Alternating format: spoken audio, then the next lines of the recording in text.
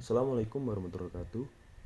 Saya Deni Putra, NPM 224111057. Baik, di video kali ini saya akan menjelaskan pengertian konsep dan strategi global.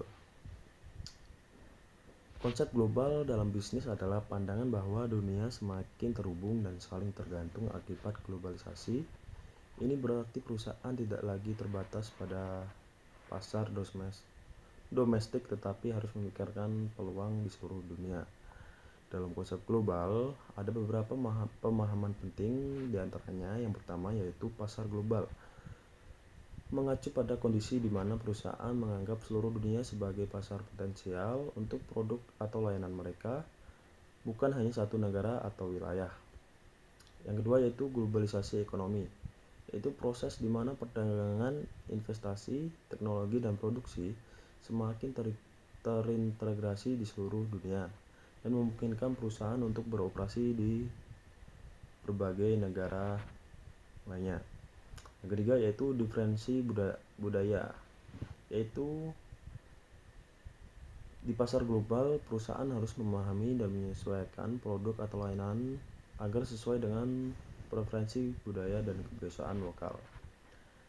Dengan konsep global demikian, perusahaan perlu memahami dinamika global seperti tren ekonomi, politik budaya, dan regulasi di berbagai negara untuk mencapai kesuksesan. Baik, selanjutnya yaitu pengertian strategi global. Strategi global adalah rencana jangka panjang yang dibuat oleh perusahaan untuk memasuki pasar internasional dan bersaing di tingkat global. Nah, strategi ini mencakup berbagai perusahaan akan mengalokasikan sumber dayanya dan mengatasi perbedaan pasar dan memanfaatkan peluang di berbagai negara. Terdapat beberapa jenis strategi global yang dapat diadopsi perusahaan, diantaranya yaitu yang pertama, strategi global standar. Dalam strategi ini, perusahaan menawarkan produk atau layanan yang serupa di seluruh dunia dengan sedikit modifikasi. Fokusnya adalah pada efisiensi biaya melalui skala ekonomi, sehingga mengurangi biaya produksi dan distribusi. Contohnya, produk elektronik seperti ponsel atau komputer seringkali mengikuti strategi ini. Selanjutnya yaitu strategi multinasional atau adaptasi lokal. Di sini perusahaan menyesuaikan produk atau layanan untuk memenuhi kebutuhan dan preferensi lokal di setiap pasar. Ini penting karena setiap negara mungkin memiliki budaya atau regulasi yang berbeda. Misalnya, perusahaan makanan cepat saji menyesuaikan menu mereka di berbagai negara. Selanjutnya itu strategi transnasional. Strategi ini menggabungkan elemen global dan multinasional, di mana perusahaan mencari keseimbangan antara efisiensi global dan adaptasi lokal. Mereka mencoba memanfaatkan skala ekonomi tetapi tetap menyesuaikan produk mereka di negara-negara tertentu. Dan strategi ini sering digunakan oleh perusahaan besar yang memiliki operasional di banyak negara. Selanjutnya yaitu tantangan dalam strategi global.